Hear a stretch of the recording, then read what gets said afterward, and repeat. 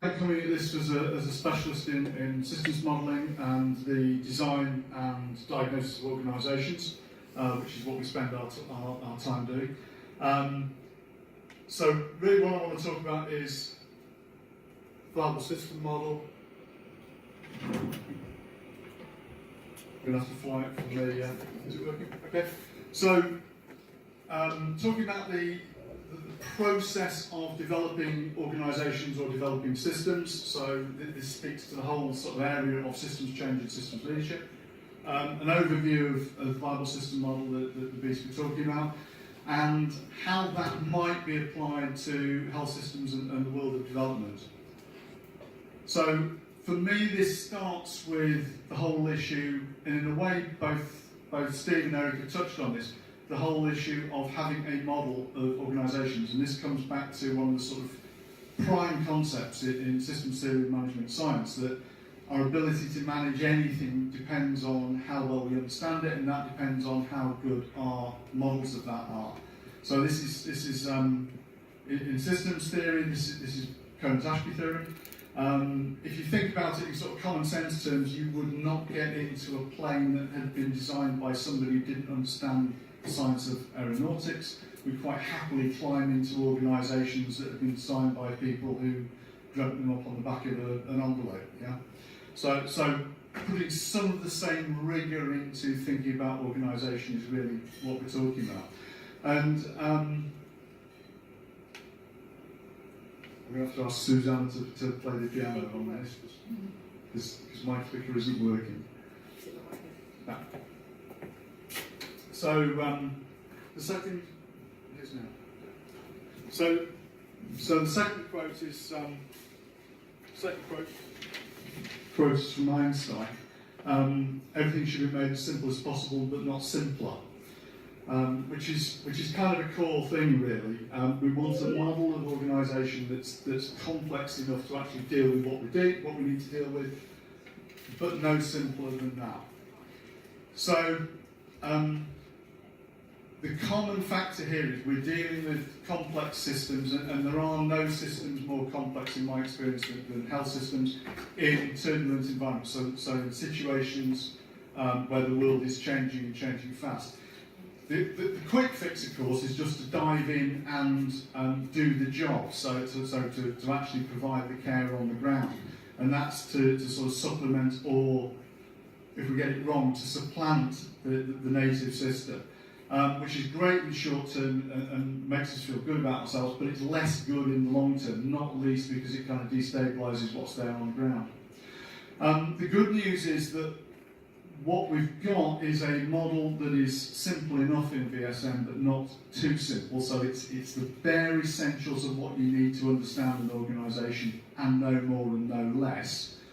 Up until recently, this has been the preserve of a relative few. So very, very, very few people knew how to apply it as a model. When I first started, there were 3 people in the UK doing it. We've now got a few hundred, but even so, it's kind of not that common.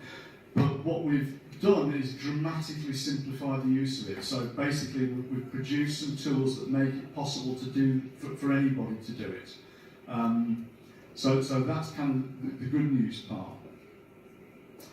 For us, developing a system or developing an organisation should be about developing the organisation. You know, OD is not just about developing the people; it is about developing the organisation. The organisation is the tool that we use for delivering care. So if you develop that, that's a much higher leverage intervention than actually just changing stuff on the ground.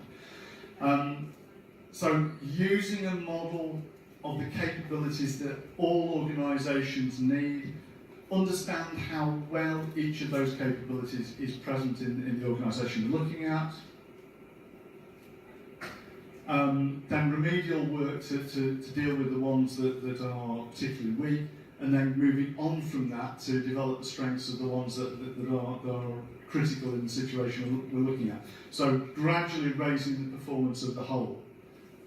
So the colourful bag of knitting on the left-hand side is the viable system model.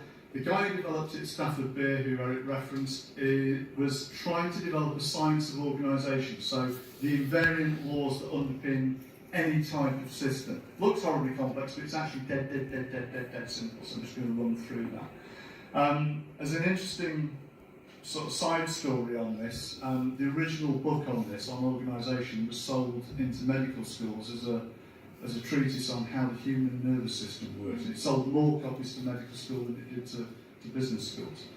So, looks horribly complex, but there's just 5 types of activity, yeah, and how those connect. So, there's an operating structure, which is about how the work gets organised, and then there's a management structure that sits on top of that, which has 4 elements to it: coordination, performance and resource management, intelligence and change, and then governance. Yeah? So I'm just going to run through that really quickly. And it scales to any size. So you've got exactly the same rule set for any size of organisation. So it starts with what we call primary activities. So this is about the things that the organisation does that drive create some sort of value for the external environment. And it's about separating that out from the things it does that it needs to do to keep itself in being. So this is really about understanding what the purpose of the system is, what it is that actually we are there to do, because those things are primary. So if you take Save the Children, this building may be essential, but it is not primary. The management of this building is not primary. Actually doing interventions in development, that is primary. So understanding what the identity and purpose of the organisation is absolutely key. And then we break that down level by level, or if we're doing a collaborative exercise, we look at how different activities, different organisational bits can be joined together. So for example, if we were looking at an intervention in a crisis situation, so earthquakes happen, loads of NGOs dive in there, we might be looking at how you put those together into a coherent system. Yeah? So if we're doing the decomposition, it goes down. If we're doing the build of the system, it goes up. Yeah? And that's done to deal with the complexity of the world we're looking at. So it's either split, the organisation is split by doing different things, or for different customers, or by different geography, or at a different time. And the order in which we structure that has a massive impact on what the organisation is good at and what it's bad at. So this is, in designing organisations, this is the biggest design decision we take. Yeah, so it's in the UK, for example, huge revolution has just happened where they've started to put together health and social care. So that's a shift from a task split, so we have local authorities and health, to a customer split, saying actually those bits tend to serve the same customers, so we will stick them together, despite the fact that their parents are in different organisations. So you've got the breakdown of the organisation, then we've got a set of mechanisms which are to actually get the thing to work together coherently. And the first of these is coordination. So this is a set of things that you need to do, or you need to have in place so that one operation doesn't mess things up for another. So again, if you take the example of crisis response, you would hope that different NGOs could coordinate their activities so they're not all trying to do the same thing at the same time. Yeah? And this tends to be quite sort of passive things, so common standards, common languages, protocols and schedules, that sort of thing. Yeah, this is the need for this, the importance of this, and the power of this is massively misunderstood in organisations. So we tend to promote people for firefighting, and this is about fire prevention. This is one of the 2 most important places to play if you want to improve the efficiency of organisations. Yeah. And we tend to totally neglect it in organisations.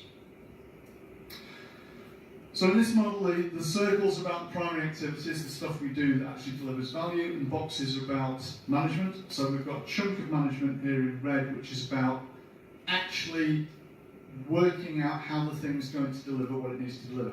And here we're talking about really being specific about the linkages between who takes decisions about operations and the actual operations themselves. So Partly this is about agreeing performance, so we've got a relationship between, let's say this is a department and 2 teams, and the team management. We've got a relationship between the team management and the department management about agreeing performance and how that's going to be measured. And then reciprocally, a relationship about resource. Now, we're talking specifically here, okay, and typically this is vanishingly unclear. So I was working in a government agency yesterday, and it is totally unclear to most of the people in that organisation who takes decisions about their activities. They simply don't know. They don't actually know who's managing what. This goes wrong in lots of ways, one of which is fragmentation. So we end up having completely separate conversations about performance and resource. And this is breaking this conversational loop of we need this level of performance from you. If I give you this level of resource, can you deliver it? Yes or no? Breaking that is one of the quickest ways to break individuals, teams, whole departments, whole organisations. I mean, this in a way is not rocket science. You know, if you don't get the resource, it's not surprising if you don't deliver the performance. But it is totally divorced in management theory.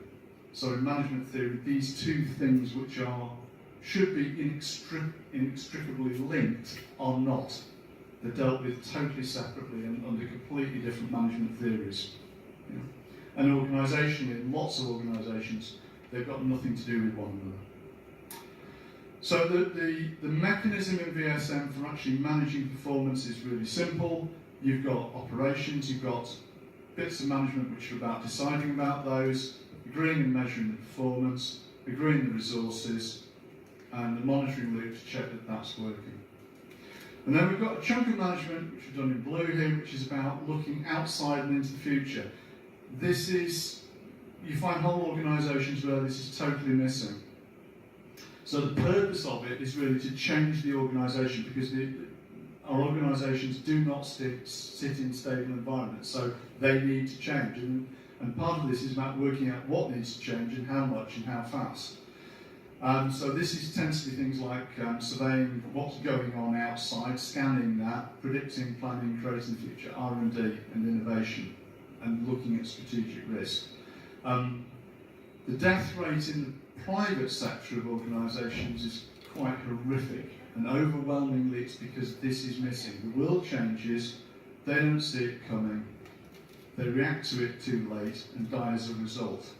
So the failure of this bit is kind of endemic in organisations. And in VSM, good governance, good decision making is about getting the balance between the external view and the internal, between the future and now, and articulating that through the organisation. So the governance part is primarily about maintaining that balance, which is a really, really difficult thing to do through time. So the whole periods when organisations just kind of need to get their heads down and do what they do, and there are times when the world changes when they need to, that's the last thing they need to do. What they need to do is get their heads up, see what needs to change, and enact that change. So that's VSM. You've got an operating structure, you've got a management structure at each level of that, and you've got exactly the same mechanisms at each level. Team, department, division, the whole thing, the whole organisation. So it's a normative model, it's a reference model that we can use to compare with any organisation, any type, any size, totally scalable. And we can compare any situation against the model and say, where is this strong, where is it weak, where's the stuff missing? Some recent research came up with a statistic that it is 71% predictive of the propensity of organisations to get into an organisational crisis. So the more VSME your organisation is, the more likely it is to avoid or survive an existential crisis. The less it conforms to the model, the more likely it is to get into and die from an existential crisis. So what we've developed over time is a tool, which is a survey-based tool, that looks at whether the different elements of VSM are present in your organisation, whether they're connected in the way they need to be connected, and whether they're working effectively or not. So totally scalable in the context of health systems, totally scalable from single team right up to a whole country via, a region, district, municipality, whatever it may be. And what we're suggesting is this as a diagnostic tool that you can use to develop the organisation. So look at where it's strong, look at where it's weak, and then take action based on that. So assess, diagnose. One of the things that comes out of it, we have about 20 archetypal pathologies, so we see the same organisational illnesses repeatedly. So you can identify those really, really quickly and remediate them. So the development cycle then is about where it's really weak, build it up, and after that, build on the strength. So it's kind of like a treatment regime in a sense, and then reassess on the cycle. I'm not going to go through all these, but these are some of our applications of VSM. So we've never used it in a save type context. We have used it quite a lot in health, but only in the first world. And we have used it in development at a national scale, so large scale and small scale. But we haven't used it specifically for what we're talking about today. Thank you very much. So that's given us a bit of a theoretical overview of what this model is, this assessment tool. But I'd like to move now to Deepak from Nepal, who can tell us a bit about the governance challenges that he's currently facing there, and his views on potentially using this approach, but applying it to devolved governance at district level. Deepak, are you with us?